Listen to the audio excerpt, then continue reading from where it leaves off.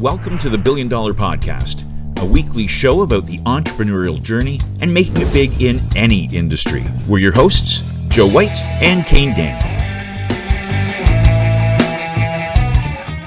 And today we're excited to introduce Ron Bondy. Hi, Ron. Hello. Ron is a mortgage agent with DLC, and he has been since 2021, where he has already won a few awards, including the 2022 Platinum Award, which is the top 10% of DLC, and that was in his first year. Previous to that, Ron was a mortgage specialist at RBC. And interestingly, Ron is also a licensed mold maker. We definitely want to hear more about that. But Ron, welcome. Thanks for joining us. And maybe if you can, just tell us a little bit about yourself and sort of your story. And just before you do that, sorry to interrupt, I just wanted to say congratulations. That's an incredible feat, that award in your first year. So looking forward to eventually getting to hear more about that as well. Perfect. Well, thanks for having me, first of all. So like you said, originally I started off my career as a mold maker. So straight out of high school, didn't know what I wanted to be, went and seen the guidance counselor. And they're like, well, what do you like to do? I'm like, I really like computers. So what they told me was, you should be a mold maker, because that really correlates. I'm like, okay, sounds great. So I went in there. So my background is we are farmers. So was always outside. So you can imagine when I went into the tool and mold trade, inside a factory. So I'm looking around, I'm like, yeah, I don't like this. But I realized very quickly I could do very well in that industry and make a good career and a good life for myself. So I did that for 25 years. I know you're saying, how does this guy look so young when he has his first job for 25 years? Ron. I'm actually quite old. You don't look. Men. No, just kidding. No, you don't look old. So so I said to myself, I could make a good career out of this. Got my mold making license, moved over to be a CNC operator, which is computer aided cutting. Worked on CNC machines for many years, moved up to be a leader of the CNC department, moved up to be manager of the CNC department. When I ended my career there, I managed a $60 million company, and the company gave me a buyout. So because I never really liked it, but I was good at it, I decided, hey, now is the time that I can reinvent myself. There's not every day you have this big nest egg that's just sitting there. Right. So I originally was going to jump in at another shop to manage another shop. But then my brother contacted me and said, hey, I know you never liked what you did. Why don't you come join me at RBC? We'll be partners and go from there. That's your brother Joe. Yeah, that was my brother Joe Bondy. Great name. Yeah. A lot of Joes. So I said, yeah, you know what? Why not? Let's try it out. So went there, tried it out, loved it. And actually, so on my first week, Joe had a challenging client, and I was sitting in, and the client was, you could see Joe getting a little stressed out because, this was my first week, and I'm sitting there with this difficult client. And so as soon as the guy leaves, Joe's like, I promise they're all not like this. Like, this is as bad as it gets. So I said to Joe, I looked at him right in the eyes, and I'm like, if this was the best day I would have gotten the trade. So if this is the worst that it gets, I'm like, I'm golden. This is great. Fantastic. Yeah. So even the difficult clients are nothing compared to the trade. So Joe and I worked at RBC together on a team. They actually expanded the team, made a exception to let me on Joe's team because they didn't want us competing because we were family. Because the rule at RBC was you could only have 2 team members. So Joe already had a team member, but they allowed 3 because we were family. So once, so I was on, and things were clicking along very, very well. We wanted to expand the team more. Now, obviously, we've already got one exception to the rule. So RBC said, yeah, no, hard no. We already made an exception. There's no way we're making another one.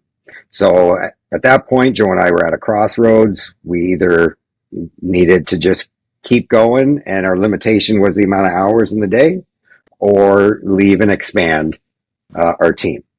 So at that point, I actually was going to stay at RBC, and Joe decided to leave, and it took him a few months to convince me.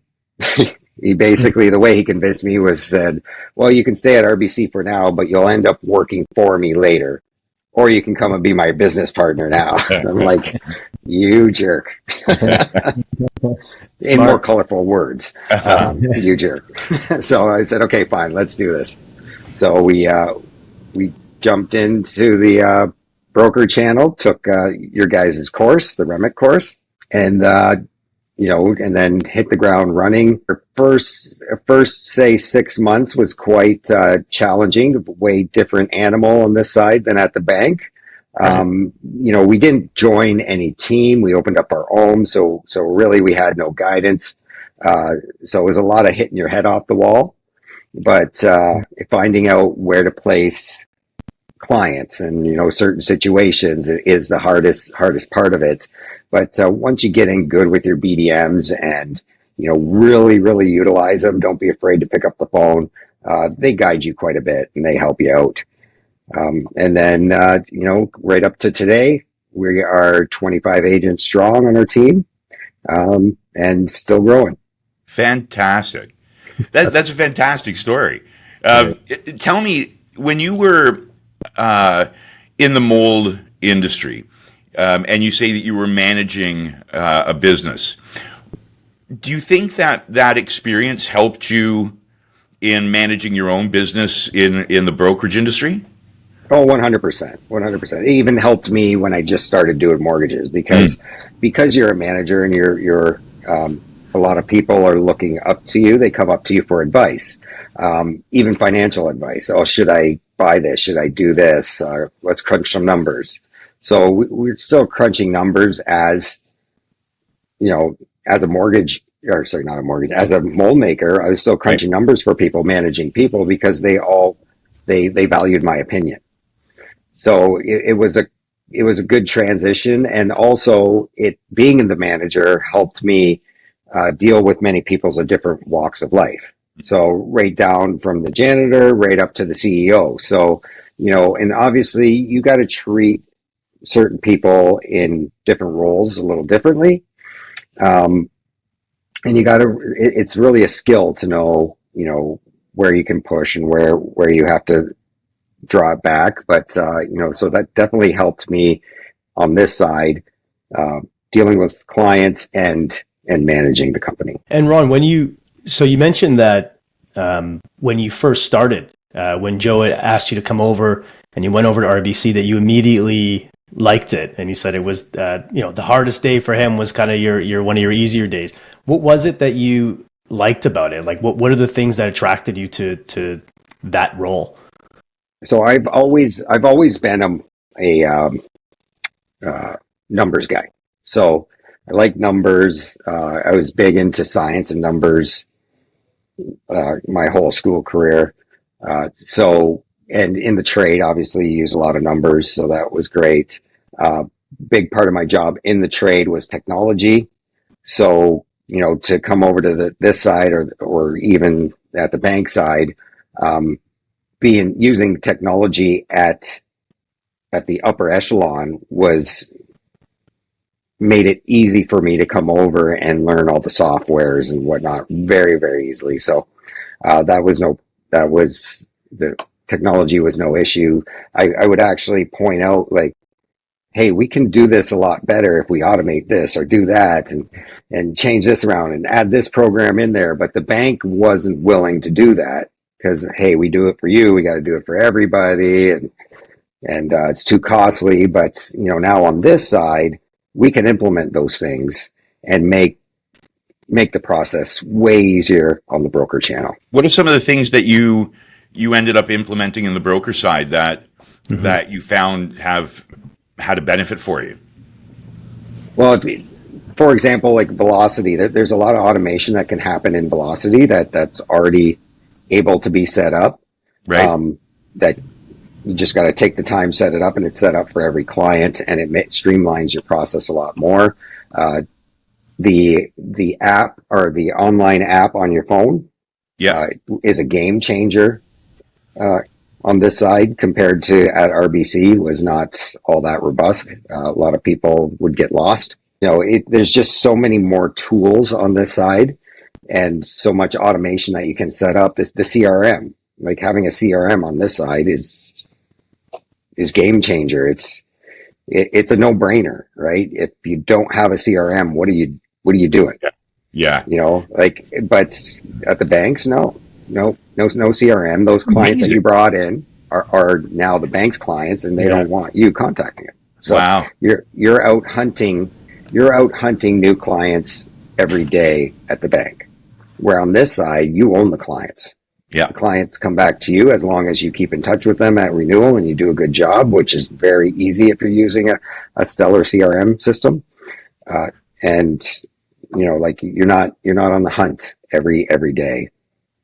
Now, do you find that maybe some brokers in the industry that don't use technology like this in their daily business, do you think it might be because they're intimidated by it, or why do you think that there are some in our industry that don't latch on to CRMs? Because I've heard that before, that there are some brokers that don't actually use a CRM, and that I find that baffling. Yeah, so do I. I just I would guess intimidation, because basically with CRM you can't make everybody happy.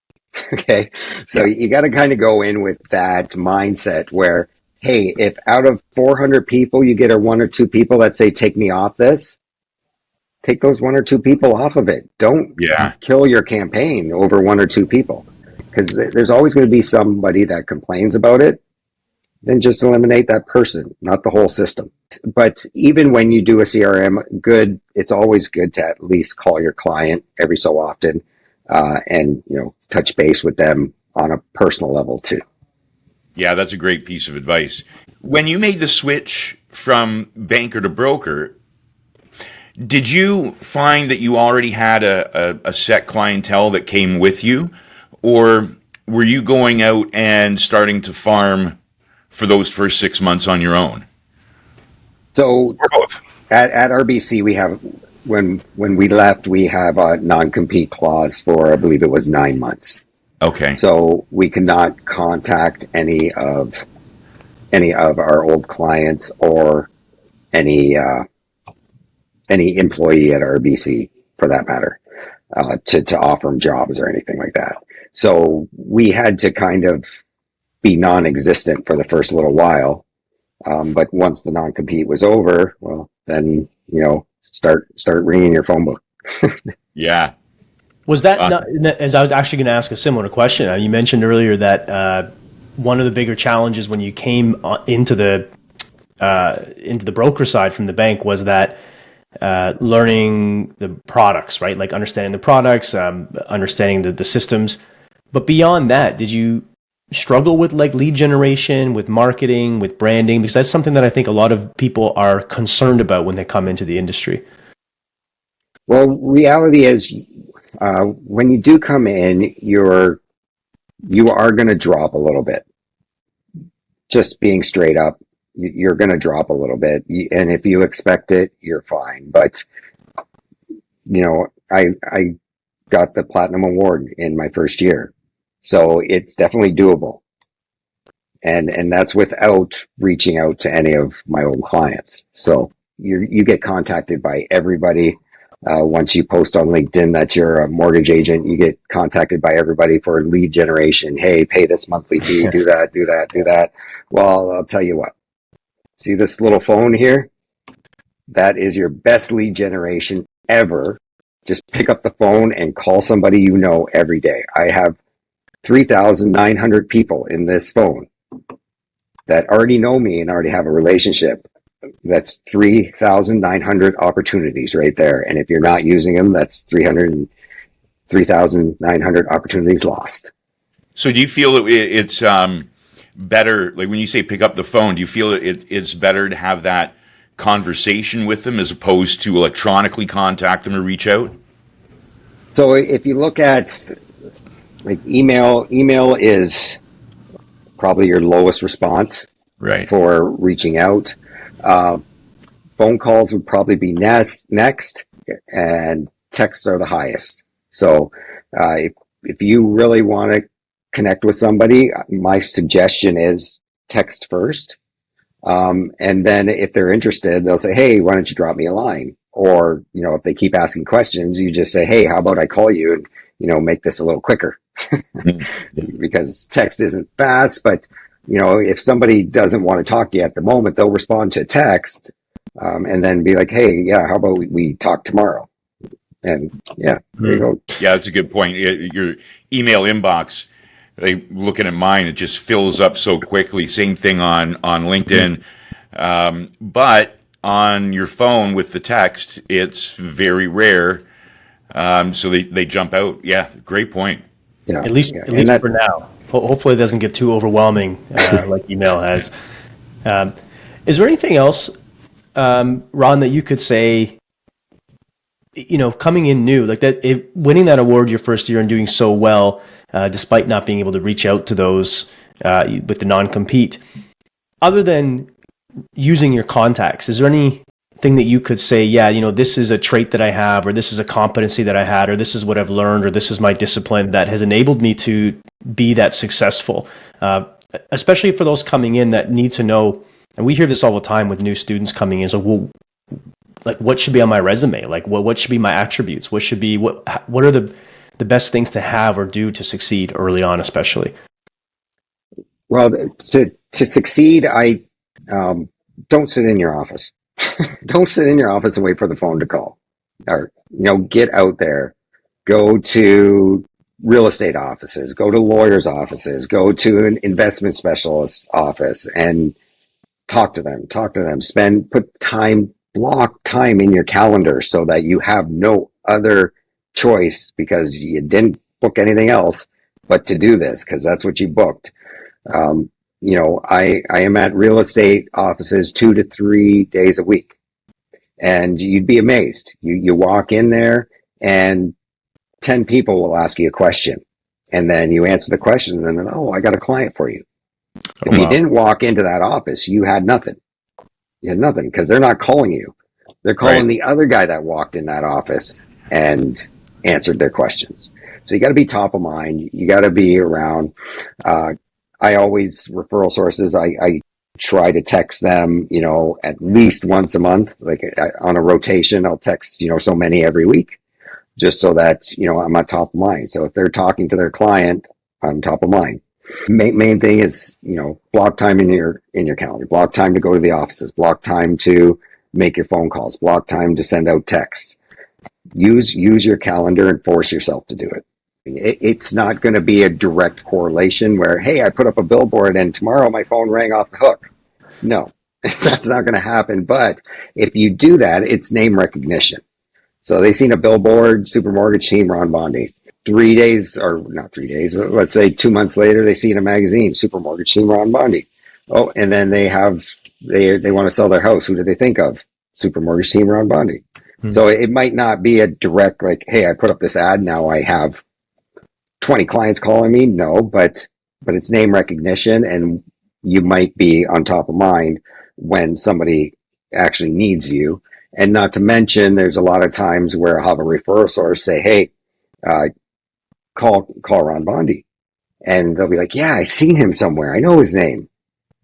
So it's just, they've already had that in the back of their head. Somebody mentioned my name again, and he goes, yeah, for sure. I heard that. I recognize that person. I mean, obviously that works really well in the real estate market. So, I mean, that top of mind is transferable into our industry. And I think that's a great idea. But what struck me was when you said go into real estate office. Do you have any tips for somebody who's looking to grow their business or start their business, and they see that real estate office there, and it's intimidating to them? They look at it and say, I don't know Who am I? I've just started in this industry. What am I going to say when I walk through the front door? Any tips? Go in. Don't be afraid. Don't be afraid of them. Go in. Ask for the broker of record first. Okay. They probably most likely will not be available when you walk in, but the front desk person will say, "Oh, they're not available right now. When can I come back? Can I book an appointment? Get something in the books. Get in there. Talk to the broker of record. If you hit it off good, then you ask, hey, do you mind if I stop by, for a few hours once a week? Now you don't want to be there every day because they'll get sick of you. They'll be like, you're not renting an office here. Get out. but if you go in there once a week and they'll appreciate you being there because you're answering questions for their agents. And another thing is, don't go into a broker office that already has a mortgage agent there. You're not going to get too far. So, right. If they advertise real estate and mortgages, right, you're probably barking up the wrong tree. Not going to make any friends doing that.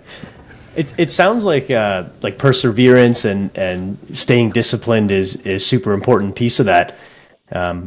What do you think sets you apart that you're able to do that you are able to have that discipline? Because I think a lot of people also know what to do.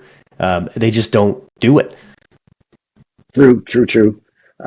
So in the trade, that taught me everything I needed to do. You had to be very structured in the trade. Everything was 5S and everything has its right place. And every day you have this certain task. And so it kept me very regimented. So coming over here was very easy for me to put something in place that I can easily stick to. So like a business plan would be something that you would highly recommend to someone. Business plans is a must. When we hire a new agent in their first interview, we're like, come back in the second interview with a full detailed business plan. We want to see what your business plan is. Right. We don't want to see, well, I know my cousin's mom is a real estate agent, so she might use me. Well, that's not a business plan. Yeah. So let's see what your business plan is, and let's see if you fit.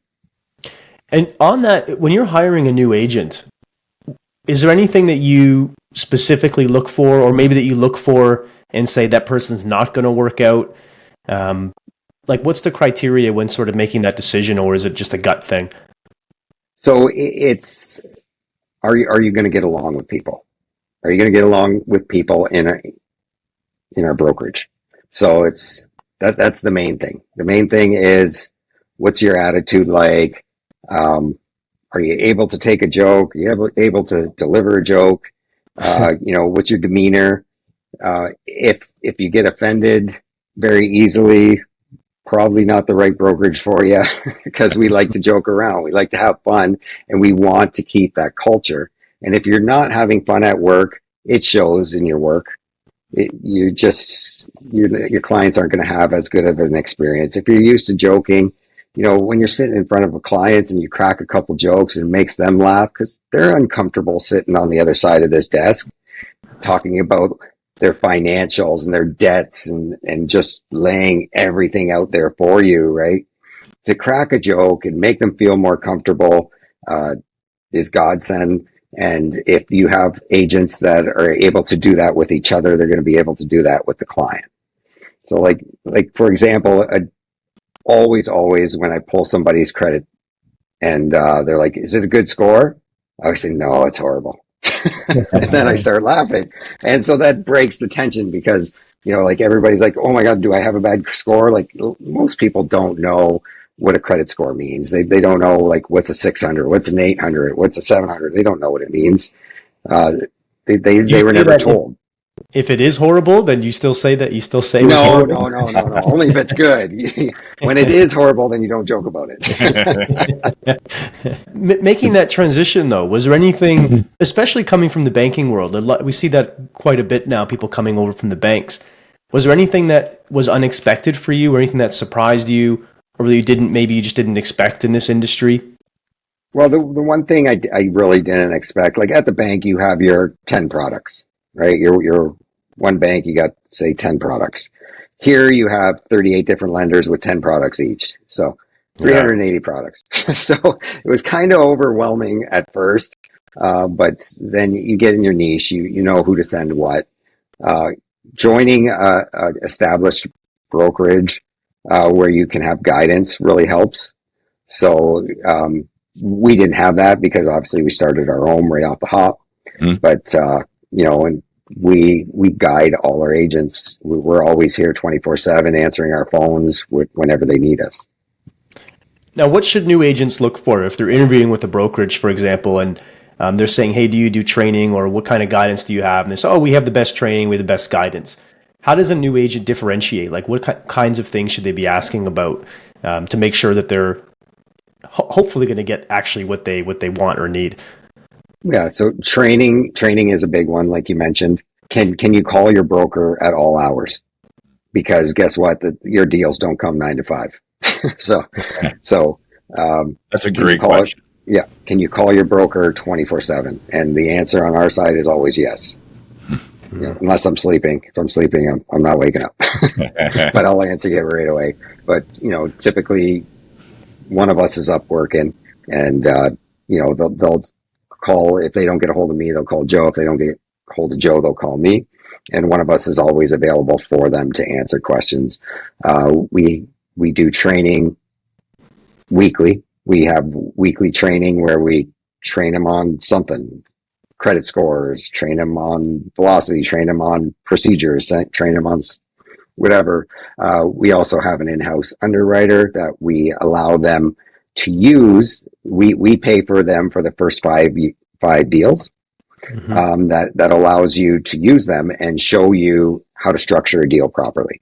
We're not just going to throw you to the wolves. We want you to sit with this person, learn how to do a good deal, because the worst PR is having an agent that doesn't know what they're doing. Yeah. So we want to make sure that we have this person here that helps them with their first 5 deals, and after that they're pretty comfortable. Reality is after about 3, normally the agents are very comfortable, and they normally don't use all 5, but it's available there for them.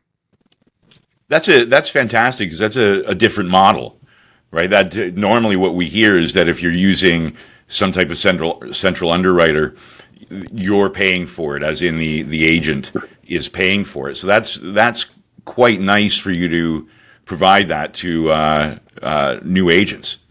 Yeah, if they want to use them after the first 5 deals, and obviously they do pay for them. Sure. But the first 5 deals is on us. We consider it part of your split. We'll cover it, and the real benefit is to us, to be honest. So yeah, why not?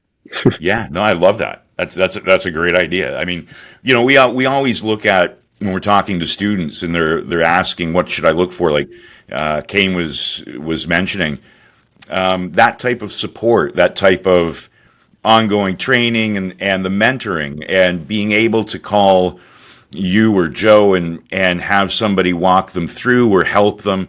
That's something that we find is similar among successful brokerages. So, but I haven't heard the first 5 deals are free using the underwriter, and I think that that just seems like, now that you say it, wow, that's a no-brainer. But it's brilliant. It's a brilliant no-brainer. It's not being done. I haven't heard before. It's refreshing for sure. Yeah, you're paying for training one way, so you might as well. You're either paying it through losing customers, or you're paying it to the central underwriter. So you might as well give them the first 5 deals. We pay for it, and it goes way smoother. That's great. I think something that we always tell those coming in is to consider the brokerage. How they're earning, how they're making money from you as an agent, right? It's either going to be from, as you mentioned, from the split or fees, or a combination of both. Yeah, and as for what we're looking for in somebody coming right out of school, again, not that we don't care about your credentials. We want to know that you know a little something about mortgages. That's always great. Even if you've ever had a mortgage, that's helps out a lot as well. But mainly, like I mentioned earlier, we're looking at attitude. That's You know, really good. that's something else that is a fantastic point. The culture of a business, and I think a lot of business owners overlook this. Right? You could have one person come in and be disruptive to the team. So that's a great thing to look for right at the front, right at the outset. Definitely. I think Yeah. I just add to that. I think the thing that Ron you mentioned is super important. If you're starting a brokerage, for example, is knowing what you want, yes, but then knowing what you don't want, right? Like, oh, if someone has no sense of humor, that's not going to fit in. That's what we don't want here, and that's super important. 100%. Yeah. And we talked a little bit about technology earlier. I'm wondering what you think. I know you said you'd like to use systems and automation. Where do you think things are going? I mean, obviously, we're in an exciting time with the emergence of thousands of tools coming in. But where do you see that in the next few years with regards to how you guys are going to be running your business? So when I first came in to the industry, so at RBC, my fear was that I'm going to get into this job and I'm going to become obsolete because I'm looking at this and I'm like, everything can be automated. Like, I come from technology where we have robots moving stuff around. So, I'm looking at this. I'm like, am I going to jump into this and be obsolete? But after, doing it for a couple weeks, I realize we'll never be obsolete. You still need that human touch. People are nervous. This is the biggest purchase of their lives, one of the biggest purchase of their lives. They don't want to talk to a bot. They don't want to talk to a computer. They want to talk to you. They want to feel comfortable. They want to ask you questions because, you can read and read and read online. And you know what? You can find anything online. Oh, my ear hurts. And hey, it means you have cancer. Like, you can find whatever you want online if you look hard enough. So they really want that person there to, dismiss any fallacies or anything that's not true. And they want to hear it out of your mouth. So whether it's on a Zoom call or whether it's face to face, but they want to hear an actual person. So I don't foresee, us being obsolete anymore. Asking for documents is only as they automate that we can grab things right from their accounts ourselves or from CRA ourselves and get that information. That'll close that loop a lot because a lot of our time is chasing the clients for the correct documents. So even though you know exactly what you're asking for, when you ask somebody for a T1 general, most people are like, what's a T1 general? No clue. What you filed to the government? Well, I don't know what I filed to the government. I just drop it off at H&R Block. Well, okay. Call them and tell them you need this. So it's when you can go in and grab everything. Once we're almost there, but once we totally get there, it'll make our jobs a lot easier. But even like I said, I don't foresee us being obsolete because people still want that human touch in the biggest purchase of their life. Yeah, this Absolutely. is the discussion. A bot can't be empathetic. It can feign empathy. We actually talk about this quite a bit. Is the role of technology in the broker industry, and as a broker, you're a trusted advisor, and that's, like you mentioned, very difficult or impossible to replicate. And it's something that we always talk about, and I think you're saying the same thing, is that really the technology can enhance your role so that you're actually spending more time doing your highest and best use and not spending time, chasing documents or sending emails, and you're able to actually have more clients because you have the technology behind you and you can help more people, right? So it's really nice to hear that's, we hear that a lot now. It's great. Yeah, those that embrace technology and learn to use it are going to be the upper echelon of this business. Yeah. Well said. Absolutely. Don't be afraid of it. So, changing gears a little bit, I heard something about MMA. Yeah, that's why my nose is crooked. Your nose is not crooked. But what did I don't know. Little birdie said something about ask him about MMA. Yeah. So, like I said, in the trade, in the tool and mold trade, it's very high stress. It's steel and plastic, and way more stress than not getting somebody into the home and having them live on the street. Does Right. that make sense? No. But No. anyways, yeah, a lot more higher stress, and it was just steel and plastic. A lot of people yelling, a lot of anger.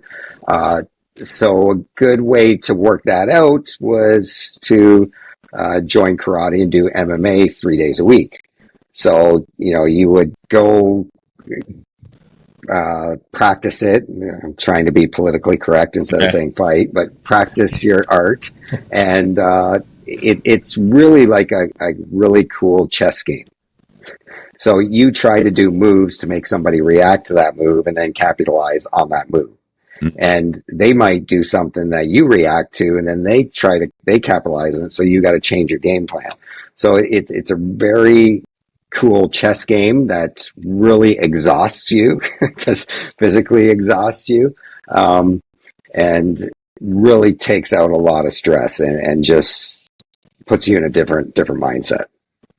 That's amazing, and it's nice to hear you say or talk about it like chess moves and strategy. So Yeah. that is amazing. Is and it must be very difficult because you're physically taxed while also trying to mentally respond to moves. That must be Right. exhausting. It is, but let me tell you, nothing gives you more endorphins than you did some move to have them react, and then you capitalized on it. It's just like, yeah, that was amazing. And how long were you doing that for? Like, when did you start with MMA? So my little brother used to do it when he was young, and then when both of us got older, I was like, I always wanted to do this. So I called him up and said, "Hey, you want to get back into it?" He said, "Sure." So we both went in it. We did it. I don't know. It was 3 or 4 years ish. He ended up as a black belt at the end. I was a brown belt, so one under black. Mhm. And yeah, and we did it for a few years, and like I said, it was a great stress reliever when you have when you have a really high stressful job. And I would imagine there is a discipline, like there's certain lessons that you can take out of that as well, being disciplined, and I'm sure there's a variety of factors that you could take into business from that as well. Well, 100%. When somebody's punching you in the face and you're trying not to get angry at them, you can really correlate that to business when somebody's yelling at you and you're just sitting there and smiling. We went into one tournament. I got a silver, which was second place. So, Nice. but doing it in a tournament is way different than doing it at a dojo. The tournament is next level. Because when you're fighting people that you're more comfortable with them. When you're standing in front of somebody that you don't know, your anxiety level's a little higher, and Yeah. you gas out quicker. So it's way different to do it in a tournament, but it's still fun. Yeah, that's nothing to sneeze at. Silver. That's cool. And just shifting back really quickly, I wanted to ask about what's happening in the industry right now, and what your challenges are, or what you think someone coming in brand new, for example, what do you think their biggest challenge is going to be outside of getting leads and learning the products? What do you think that is happening now in the industry that might affect especially someone new coming in, or even your own business right now? So reality is last year was a tough year for everybody and anybody, and especially for those who started new last year, with the rates going up so high so quickly. Took away a lot of the refinances, people holding on to their mortgages as long as possible, keeping those rates. So last year was a real tough year for everybody. This year already looking to be better. So somebody coming in that doesn't really have any leads right now, because, well, like for the next 3 years, there's 80% of mortgages that are going to be renewed. So that's a huge number, right? So if you're new, you don't really have any of that. Right. So how do you get that? Would be the question. That's what you need to ask yourself. How do I get part of this? How do I tap into this market when I'm new to the market? So very easily, go to some seasoned realtors. Odds are they don't want to contact their clients from 5 years ago. Most of them are. Just ask them, hey, do you mind if I contact your clients for you? Just say, hey, I sold you a house, or you can say, I'm calling on behalf of so and so. They sold you a house 5 years ago. Your mortgage is probably coming due. I'm a mortgage agent. I just want to see if there's anything I can help you with, because obviously the interest rates have gone up a lot, and maybe there's something that that I can answer for you. And you're reaching out to them. Their banks most likely aren't, or they're just sending them an email. And then if those people are in a tough spot and they say, yeah, I'm thinking I'm going to have to sell my house. Okay, well, here, let me have this agent, the real estate agent that you got the list from, call you back about that. Or they might have a mortgage question. Then you answer that mortgage question. Then you're becoming their person close to their renewal, right? So work those lists. Every real estate agent will have a huge list if they've been in the industry. So just work that list. Such good advice. I love the theme of today is actually get out there, do it, go in person, make phone calls. Just the stuff that I think a lot of people don't want to do, that feel I can automate this, or I can just, someone else can handle this, but actually getting out and doing it. So yeah, it's really good to hear. Is there anything else, Ron, that you want to leave our listeners with? Just don't give up. The industry is going to be up and down. You can talk to somebody who's seasoned. They'll be able to tell you which months you better save your pennies for. And don't give up, because it'll get better. As long as you're regimented, you put stuff in your calendar, you go see people, go talk to people, get out there. Don't sit at your desk and wait for the phone to ring. You're going to be successful. Such good advice. And Ron, where can our listeners find you online? Online at ronaldbondy.ca. That's our website. Or supermortgageteam.ca is also another website. Ron, thank you so much for the interview. It's been a pleasure having a chat with you. I can see why you're doing so well in the industry. So it sounds like you have all the right tools to help new people coming into the industry to be successful. Thank you so much, Ron. Thank you for being with us. Well, thanks for having me, guys. Really enjoyed myself, and you guys are a great bunch of guys. Thanks for tuning in to the $1 Billion Podcast. Make sure to subscribe to the show so you never miss an episode. For more in-depth entrepreneurial insights, follow us on social media, and for more info on the show, go to billiondollarpodcast.com. See you next time.